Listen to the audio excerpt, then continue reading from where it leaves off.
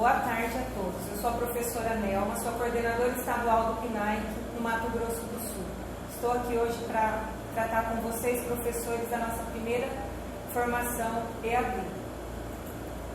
Esse é o nosso comitê gestor em 2007. Mato Grosso do Sul ficou com essa configuração. Nós temos a coordenadora estadual, que sou eu, a Nelma.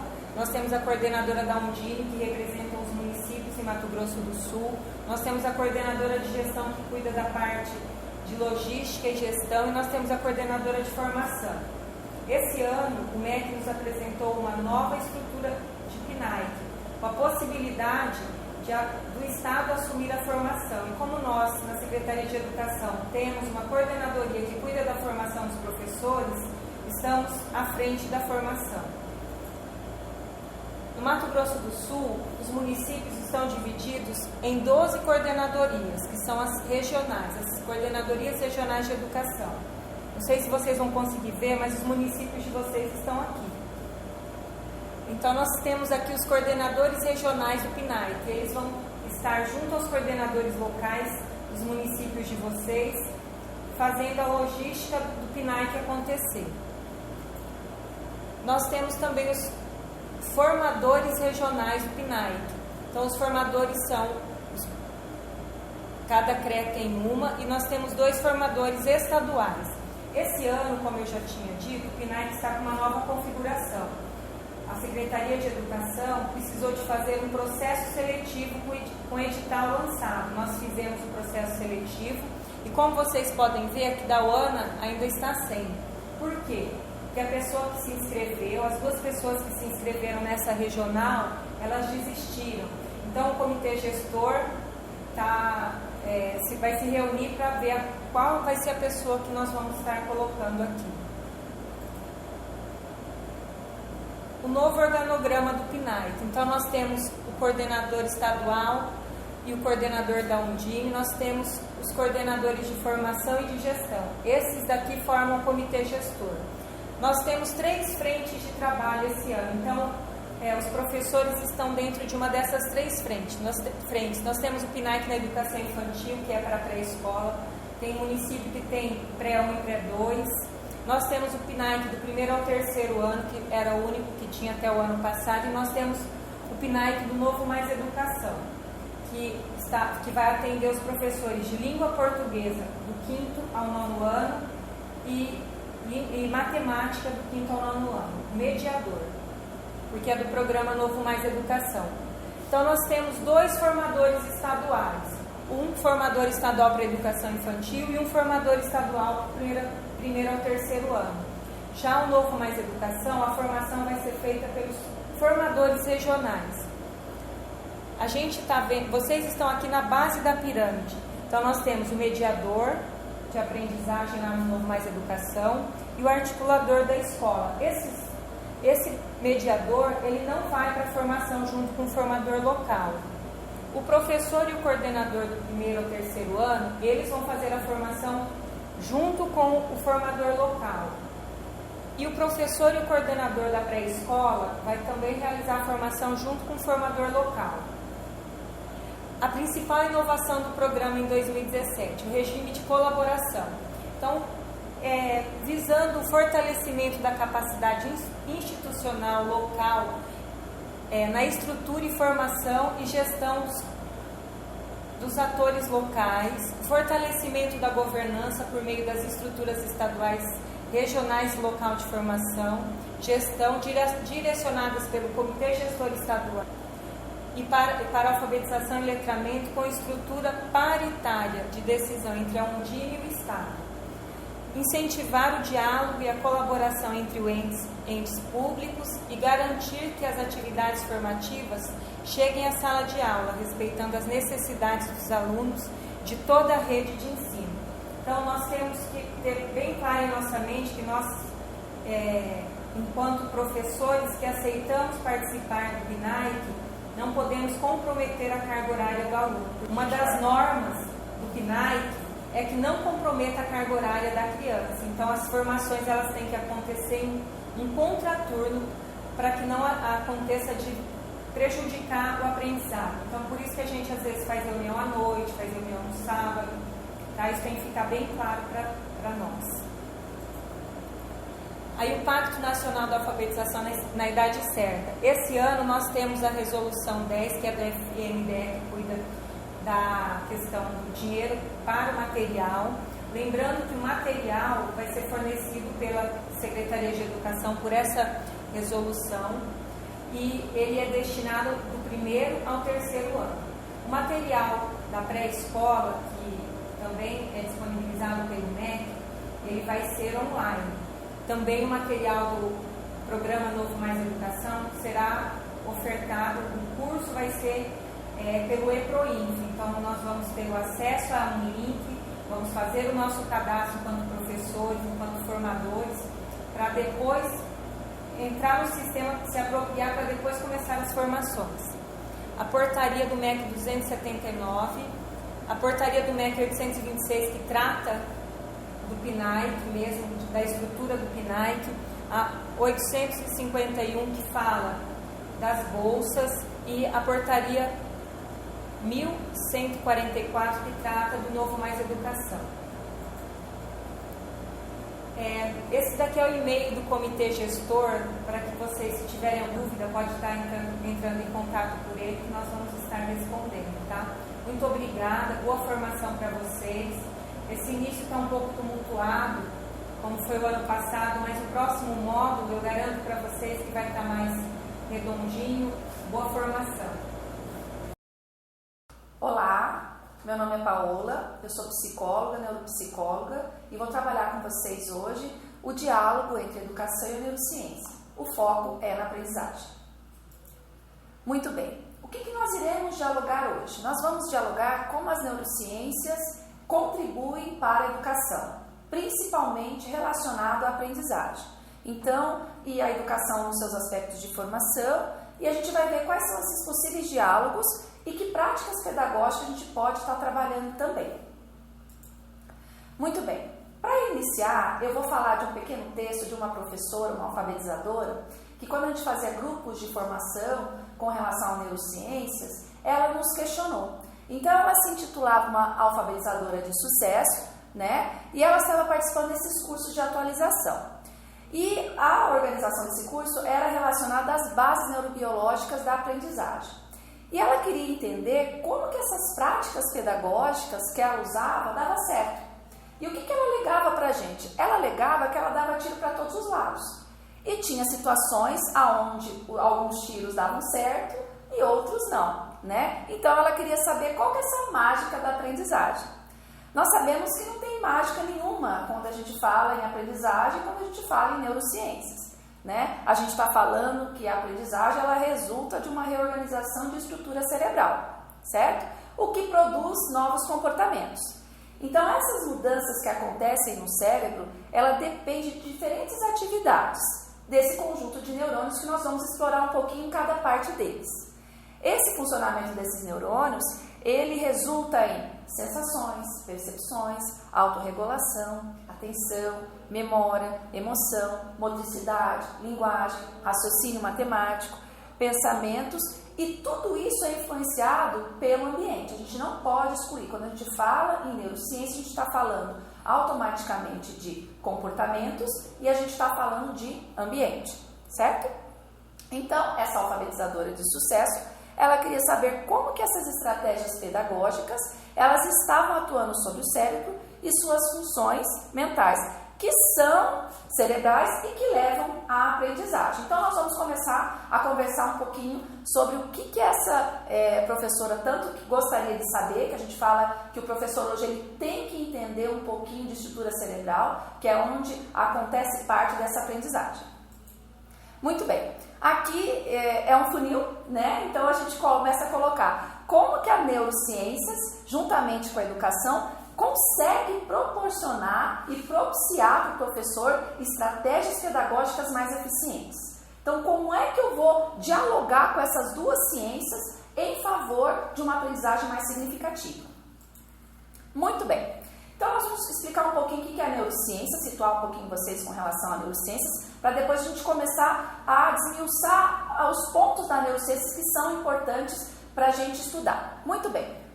Então, a neurociência é um campo interdisciplinar de investigação que se dedica ao estudo do sistema nervoso.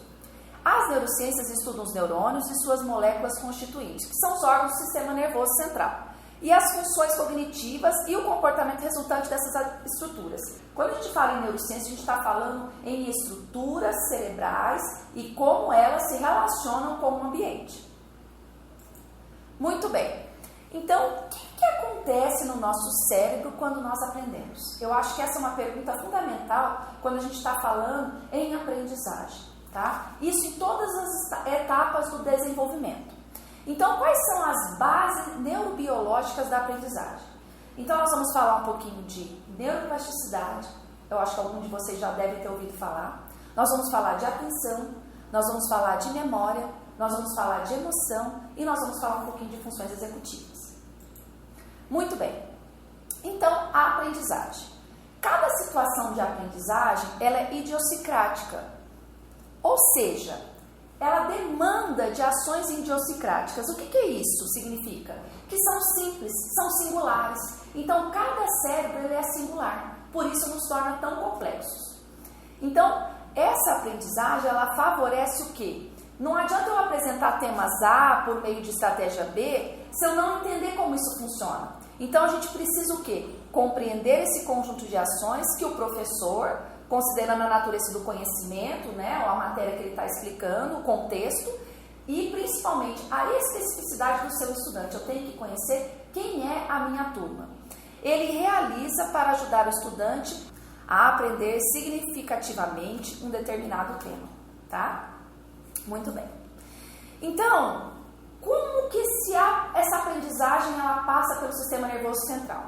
Então, o ato de aprender, ele passa onde ocorrem modificações funcionais e condutuais que dependem do contingente genético de cada indivíduo, associado ao ambiente onde esse ser está inserido. Então, nós nascemos com um aparato biológico para a aprendizagem. Mas o que vai favorecer, o que vai estimular, vai depender desse ambiente, dessa disposição que nós temos ao nosso ver, que nós chamamos dessas estratégias pedagógicas. Então, o ambiente, ele é responsável pelo aporte sensitivo sensorial, que vem pela substância reticular ativadora ascendente, que é o SARA, que é onde vem toda aquela questão do sono, aquelas questões viscerais que nós temos. E é modificado pelo sistema límbico. Esse sistema límbico nós vamos falar um pouquinho, que ele está relacionado às emoções e que contribui com os aspectos afetivos e emocionais da aprendizagem. Hoje eu não tenho como falar, dissociar a aprendizagem de emoção. Se eu tenho emoção na minha aula, com certeza eu vou ter aprendizagens mais significativas. Muito bem, então nós vamos entrar aqui um pouquinho. E por que eu trouxe essa parte do órgão cérebro? A gente tem que se situar, a gente tem que saber o que tem para a gente poder se localizar e ver como a gente pode estar explorando isso e dando nome para aquilo que a gente já faz em sala de aula, mas de forma empírica. Então, no nosso cérebro, nós temos áreas de projeções primárias, que são essas áreas aqui em rosa. Elas são ligadas mais à percepção e às sensações. São aquelas sensações primárias que nós temos, né? E também são aquelas percepções que nós temos do dia a dia. A visão, audição, tato, que é onde começa a primeira parte quando a gente fala de aprendizagem, tá? Os estímulos externos. Então, é nessas áreas que elas são processadas. Em segundo lugar, nós temos as áreas de associação secundária, que são áreas, já fala, associação. Então, ela pega as informações primárias e vão associar com memórias, com conhecimentos que a gente já tem. E as áreas de associação terciária. Então, todas essas áreas do nosso cérebro, elas vão desenvolver estratégias comportamentais que a gente vai conseguir trabalhar de forma mais sistemática quando eu falo em aprendizagem. Muito bem. Aqui, juntamente com aquelas áreas, tanto as sensitivas quanto as áreas de associação, nós estamos falando do sistema límbico. Como eu falei, ele tem uma profunda relação entre a emoção e a cognição. Eu vou falar um pouquinho de cada parte do sistema límbico, que a gente às vezes tem atitudes dentro de sala de aula e não entende por que o estudante tem aquela aversão a determinadas situações. Muito bem. Então, como que o sistema límbico ele contribui com a parte de aprendizagem? Então, a primeira parte do sistema límbico que contribui muito, a gente chama de amígdala, né? Não é amígdala, é amígdala, que é uma estrutura cerebral. O que ela faz? Ela tem múltiplas conexões com as áreas do sistema nervoso. Então, lembra aquelas áreas primárias que nós acabamos de falar? Ela está intimamente ligada. Lembra a emoção e as áreas primárias. Ela age como centro coordenador das emoções. Ela é importante na expressão do comportamento emocional e atua no estado de vigília e no funcionamento visceral. Que esse funcionamento visceral é se eu estou com sono, se eu estou com fome. Tanto é que aquele estudante que está com sono e está com fome, a gente sabe que a aprendizagem dele ela não vai ser significativa, né? Ela é ligada à aprendizagem das situações de medo e estresse. Quando a gente fala, o professor chega em sala de aula e fala assim, prova surpresa. Né? A primeira coisa que a gente aciona é a amígdala, mas no sentido negativo. Você aciona o quê? Um medo naquele estudante e nada que é significativo para ele. Ele vai aprender? Vai, mas ele vai criar uma aversão naquele momento de estudo, tá? E ela é ligada à tomada de decisão. Então, olha como a importância do sistema límbico para esse momento de aprendizagem. Então, eu preciso entender que, às vezes, essa forma que o professor chega em sala de aula e já anuncia uma prova surpresa, ela não é mais significativa. Porque você vai despertar o medo e não vai despertar o interesse para a aprendizagem. Muito bem. A gente fala também, quando a gente fala de sistema límbico, a gente fala de núcleo accumbens. O que é o núcleo accumbens? É aquele núcleo de recompensa, de bem-estar, de prazer. Então eu tenho que estar ligado a isso. Porque até que ponto aquela atividade que eu estou propondo em sala de aula está desenvolvendo ou está estimulando toda essa parte de sensação de bem-estar na aprendizagem. Então, ela é uma estrutura vital para a sobrevivência e faz parte do circuito dopaminérgico. O que é o circuito dopaminérgico? Dopamina, ele é um neurotransmissor que está ligado ao prazer e ao bem-estar.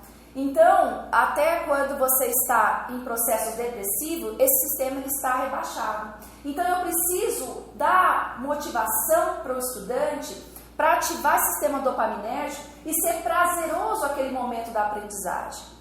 Ele é ligado à regulação dos processos motivacionais e do sistema de recompensa. Então, a motivação vem às vezes na repetição das ações que vai me gerar uma aprendizagem. Então, eu tenho que perceber o que é que, dentro da especificidade daquela sala, o que é que motiva aqueles estudantes. Muito bem. Então, nós falamos um pouquinho das áreas primárias, nós falamos um pouquinho de sistema límbico e nós vamos falar agora desse córtex pré-frontal, que é essa região aqui do nosso cérebro.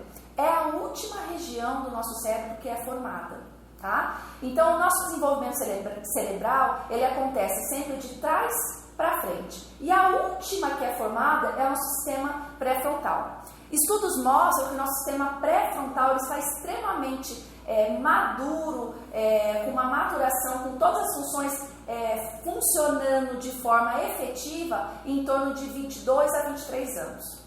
Então aí você me pergunta, nossa, como é que aquele estudante de 6 anos ele não consegue parar em sala de aula? Ou como que aquele adolescente de 14 anos, primeiro ele pula o muro da escola e depois ele pensa nas consequências? Nós estamos falando então de um cérebro que ainda está em desenvolvimento. E nós temos que respeitar essa faixa de desenvolvimento e ver que atividade que é mais eficiente para a faixa etária.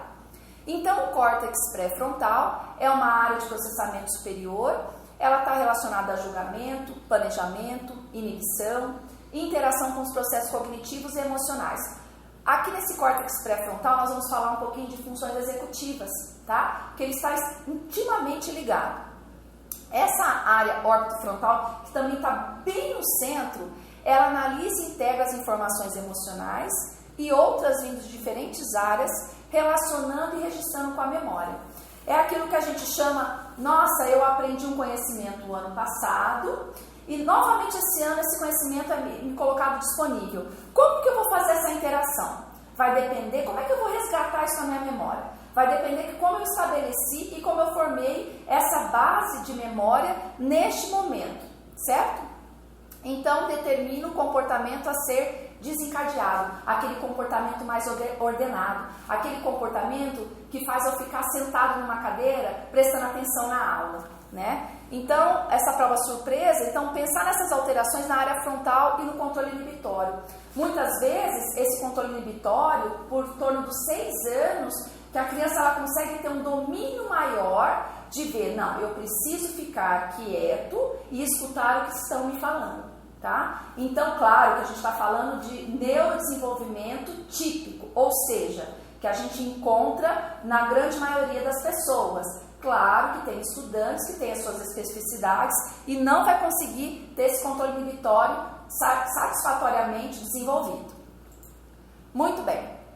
Vamos falar um pouquinho de neuroplasticidade, que é onde a gente está fazendo o tempo todo. Agora vocês aí sentados estudando, vocês estão fazendo neuroplasticidade. O que é? É essa reconstrução, essa adaptação, essa reorganização do sistema nervoso frente às alterações do ambiente. Então, eu estou aprendendo conhecimento novo, então até então eu estou fazendo sempre a mesma circuitaria no meu cérebro. Quando eu entendo que eu preciso estudar novos caminhos ou novos conhecimentos, eu vou fazer novas circuitarias no meu cérebro e com isso eu vou estar fazendo a neuroplasticidade. Então, é o fazer e o desfazer associações e ligações entre neurônios ao longo da vida.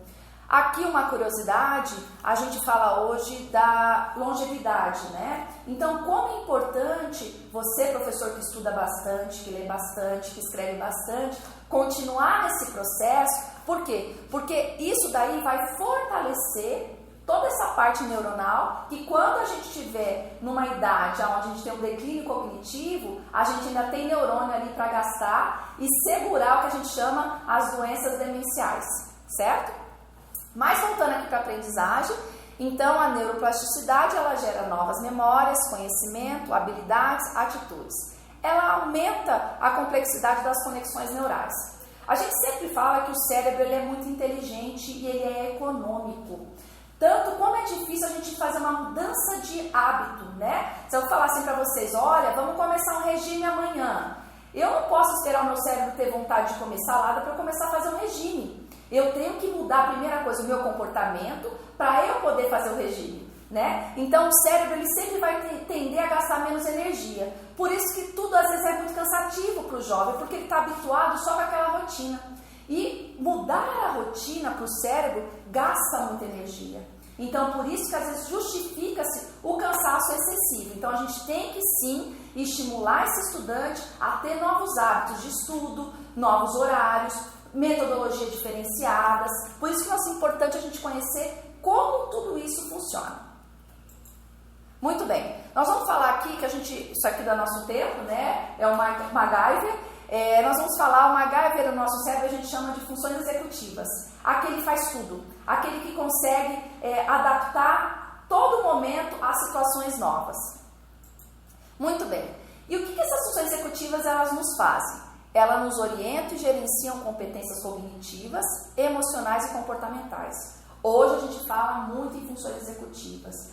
A gente está percebendo uma disfunção executiva nos nossos estudantes. Eles às vezes têm uma dificuldade de orientar e gerenciar essas competências cognitivas. Muito bem. Então, quando a gente fala em função executiva, nós estamos falando de um indivíduo que, quando ele está em prejuízo, ele tem dificuldade em escrever, em sumariar, em tomar nota, em ler, em compreender textos, né? Isso pode estar acontecendo porque os indivíduos com esses déficits cognitivos, esses déficits executivos, frequentemente experimentam uma sobrecarga de informações, eles desorganizam e não conseguem iniciar ou retomar a tarefa. É aquele professor que chega em sala de aula e fala: pega o livro, abre na página 20, lê o capítulo 10, vai fazer o exercício 5. Ele parou lá no pega o livro, né? E aí a gente fala que esse menino se perdeu no meio do caminho. Então nós temos que entender qual é o processo, o nível de desenvolvimento que esse menino está, para poder não deixar que ele se desorganize, tá? E como consequência dessa desorganização, por conta dessa disfunção executiva, esse seu desempenho em diversas áreas fica comprometido e suas notas não refletem a real habilidade intelectual, que é o que a gente vê. Muitas vezes é só pela disfunção executiva desse estudante ele não está conseguindo ter o maior aproveitamento das suas habilidades. Então, o professor ele tem que estar atento às situações em sala de aula e como ele está abordando esse estudante desde o momento da aprendizagem. Muito bem. Eu até coloquei aqui que é aceitável certo nível de hiperatividade pura em crianças sem lesão, por isso a gente está falando em neurotípicas, crianças neurotípicas, até aproximadamente 4, 5 anos de idade, visto que essas regiões pré-frontais, como eu já comentei com vocês, né, o córtex pré-frontal, ele está onde está esse freio motor. E esse ciclo ele só se completa nesta faixa etária. E, como eu disse, ele vai se desenvolvendo durante a adolescência e chega até a idade adulta entre 21 e 22 anos, onde a gente tem a completa maturação desse órgão, né, dessa parte do pré-frontal. Muito bem. Vamos falar um pouquinho de atenção. Eu falo que a atenção é a parte mais importante quando a gente está falando de aprendizagem, né? Fazer um paralelo, a gente chega em casa e fala assim, nossa, onde eu deixei a minha chave? Eu não guardei, eu estou com problema de memória. Na maioria das vezes o problema não é de memória, o problema é de atenção. A atenção é o nosso input básico para a aprendizagem. Ela é uma habilidade de seleção de estímulos relevantes e a inibição de estímulos distratores. São fatores essenciais para a cognição e os processos de aprendizagem. Então eu tenho que estar em sala de aula com a minha atenção extremamente em vigília. Por quê? Porque eu tenho que distrair o estudante que está conversando, às vezes o menino que está passando lá fora, para manter essa atenção. Então, muitos dos problemas de memória que a gente julga nos estudantes, ela está no input, ela está na atenção. Então, quando a gente fala de atenção e consciência, a atenção ela controla e dirige a consciência, funcionando como uma caneta marca-texto. É aquilo que eu preciso prestar atenção, né? Que ressalta algumas partes, desconsiderando outras. Por isso que às vezes o professor ele tem que sim sinalizar para aquele estudante qual que é a parte importante para ele estar prestando atenção, ou qual que é a parte importante é necessária para ele construir determinadas habilidades. Porque a atenção ela funciona como essa caneta marca-texto. E todos nós concordamos, né, quando a gente fala em atenção, que é o mais importante pré-requisito para a manifestação das demais funções cognitivas. Então, quando chega a queixa de memória no consultório, a primeira coisa que a gente investiga é a atenção. E o professor tem que fazer a mesma coisa. Ele tem que ver se aquele menino, aquela menina, está tendo atenção suficiente para fazer a memorização. Então, a capacidade atencional, ela varia não somente entre indivíduos, mas de cada pessoa em momentos distintos. É claro que aquele estudante que tem mais facilidade em matemática, ele vai prestar mais atenção na aula de matemática. Mas não quer dizer que o professor de língua portuguesa não tem que também despertar isso naquele estudante. Ele só tem mais facilidade e por isso ele vai ter mais atenção para aquele determinado assunto. Muito bem. Então nós falamos de áreas primárias, nós falamos de sistema límbico, nós falamos de córtex pré-frontal, nós falamos de atenção e nós vamos falar de um outro ponto que é fundamental dentro das funções executivas, que é a memória de trabalho. O que é a memória de trabalho? Ela é a capacidade de resistir à forte tendência de fazer uma coisa para fazer o que é outra e mais apropriado e necessário. Exemplificando, eu preciso chegar numa rua, tá? Então, o que acontece? Para eu chegar nessa rua, eu preciso pedir uma informação no posto de combustível. Então, ele fala assim para você, vai pela rua principal, vira à direita e depois vira à esquerda. Você vai gravar até o momento que você chegou no seu destino. Depois, se você não precisar mais dessa informação, você vai descartar. A memória de trabalho é a mesma coisa. Então, a memória de trabalho, ela está ligada a quê? A diretamente aquela informação que eu estou manipulando, tá? Então, aquela informação que eu manipulo e que depois eu dou manutenção àquela informação, eu consigo fazer memórias de curto e longo prazo, certo?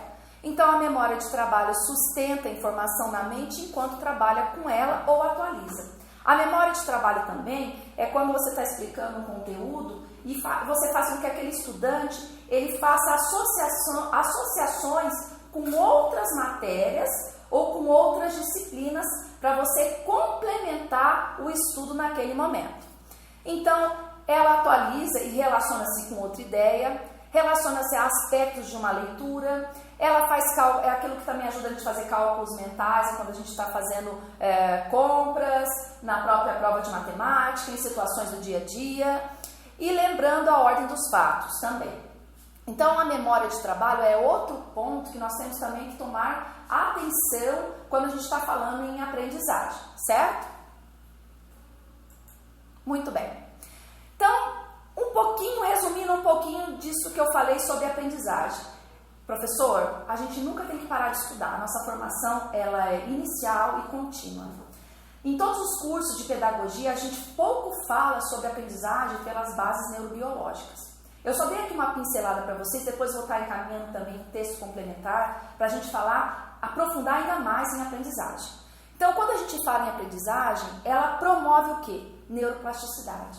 Pois essa interação com o meio ambiente que vai gerar comportamentos e estímulos novos. E por conta dessa neuroplasticidade, eu tenho uma reorganização cerebral. Ou seja, o cérebro está em transformação durante todo o ciclo da vida. Esse menino não aprende mais. Ou esse menino não estuda mais. Não, a gente não pode falar isso, nem deve, tá? Porque a gente está saindo de um senso comum aonde esse menino, sim, o tempo todo está fazendo reorganização cerebral. Esse menino ele não presta atenção em aula, mas ele é exímio em videogame. Então, ele aprende. Nós temos que ver por que ele não está aprendendo dentro da sala de aula, certo? E essa reorganização cerebral, ela gera novos comportamentos. Aqui nós estamos fazendo todo esse ciclo, certo? Muito bem. Eu sempre falo, o professor é um neurocirurgião sem bisturi. O que acontece? Professor, se você entender de aprendizagem, de funcionamento cerebral, você está fazendo neuroplasticidade. Você só não está abrindo o cérebro do estudante. Mas você está fazendo essa reorganização cerebral sem precisar desse bisturi. Então, para fechar e finalizar com relação à neurociência, tem muitos que são muito resistentes a neurociências, e só fazer um parêntese, Vygotsky já falava anteriormente das funções mentais superiores. Então, antigamente ele já falava sobre todo esse aparato que nós estamos comentando aqui agora. Só que hoje nós temos aparelhos, medidores que conseguem provar aquilo que estava sendo falado anteriormente. Então é importante esclarecer que as neurociências não propõem uma nova pedagogia e nem constituem uma panaceia para a solução das dificuldades de aprendizagem e dos problemas da educação, não é isso. Elas fundamentam a prática pedagógica que já se realiza, demonstrando que as estratégias pedagógicas que respeitam a forma como o cérebro funciona tendem a ser mais eficientes. Então, nós temos que entender como é que esse cérebro funciona, como é que esse meu estudante que faz o desenvolvimento que ele está, tá? Para eu desenvolver e pensar como que eu vou ter metodologias e didáticas dentro da minha sala de aula que tornem essa aprendizagem mais eficiente. Lembrando que a aprendizagem ela só não acontece dentro de sala de aula, ela acontece dentro da escola inteira, extramuro, o tempo todo o estudante está aprendendo. Então, a gente não pode limitar a aprendizagem para um campo só ou para uma sala só. Ele está aprendendo no intervalo, ele está aprendendo em sala de aula, ele está aprendendo na casa dele, ele está aprendendo o tempo todo. E aqui eu coloco essa chargezinha, que é do Geração de Valor, que ele fala assim: caramba, é grande a beça e não tem como vencer o dragão. Caramba, é grande a beça e não tem como errar. Então, professor, vocês têm tudo para estudo, vocês têm todos os componentes para fazer com que esse dragão que a gente chama aqui dos desafios da aprendizagem torne-se cada vez mais eficientes. Eu agradeço, estou à disposição, meu e-mail é lopespaola14@gmail.com e excelente estudo. Olá, eu sou a professora Edione Maria Lázari e vou falar hoje sobre o ciclo de alfabetização e os direitos de aprendizagem, primeiro ou terceiro anos do ensino fundamental e o programa Novo Mais Educação. O ciclo de alfabetização e os direitos de aprendizagem é um tema bastante estudado no PNAEC 2017. Ele é o foco do nosso trabalho para este ano. Os resultados dos últimos IDEBs, 2014, 2015, anos anteriores, eles apontam que houve sim uma superação das metas estabelecidas para o ensino de língua portuguesa nestes anos iniciais, principalmente do ensino fundamental. Por outro lado, a tendência de estagnação dos índices nos anos finais do ensino fundamental e no ensino médio, que não tiveram suas metas atingidas, provocou muitos debates no cenário educacional. Diante disso, deste cenário, temos obrigação de nos indagarmos. O cumprimento das metas do IDEB para os anos iniciais do ciclo de alfabetização significa que os direitos de aprendizagem das crianças têm sido satisfatoriamente assegurados? Que desafios se delineiam a partir destes resultados para o primeiro ciclo de escolarização? E é com base nessas indagações que a formação do PNAEC 2017 pretende introduzir algumas reflexões sobre o ciclo de alfabetização e os direitos de aprendizagem das crianças.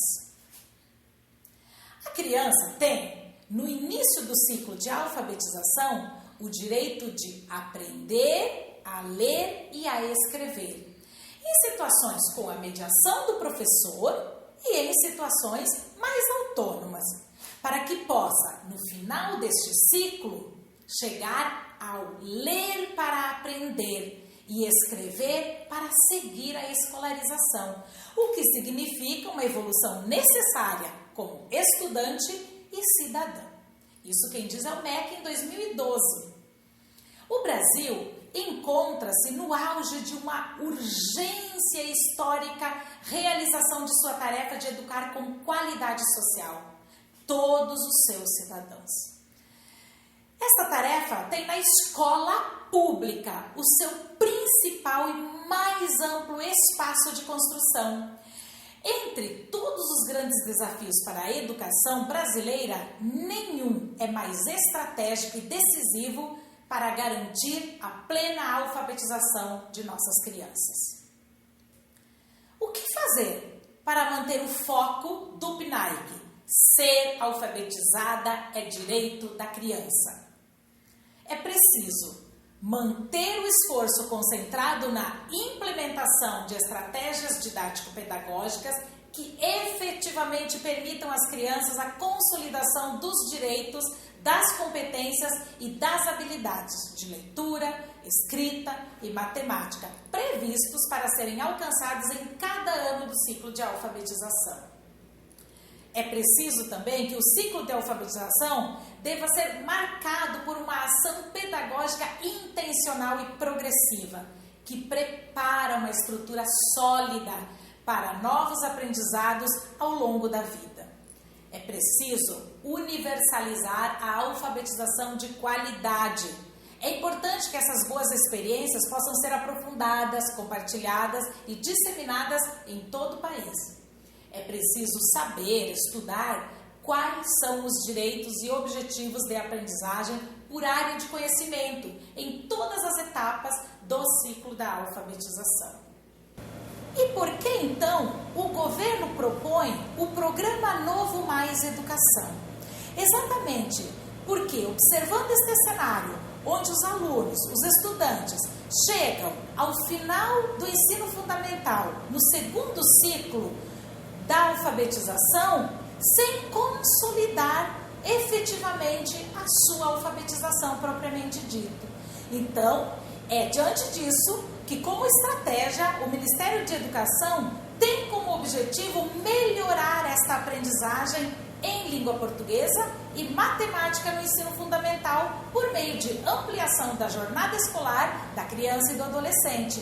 O programa, então, tem por finalidade contribuir para a alfabetização, ampliação do letramento e melhoria do desempenho em língua portuguesa e matemática das crianças e do adolescente, por meio de acompanhamento pedagógico específico.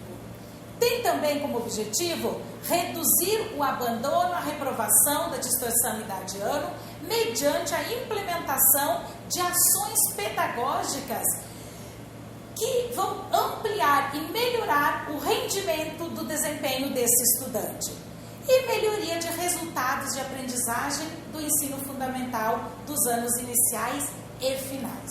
Então, diante disso, estamos com um desafio para que possamos, através das formações PNAEC 2017 e através das aplicações do que aprendermos nesta formação, melhorarmos o desempenho, a qualidade das nossas aulas e, em consequência, o desempenho dos nossos estudantes. Bons estudos a todos e boa aula, boa formação. Muito obrigada.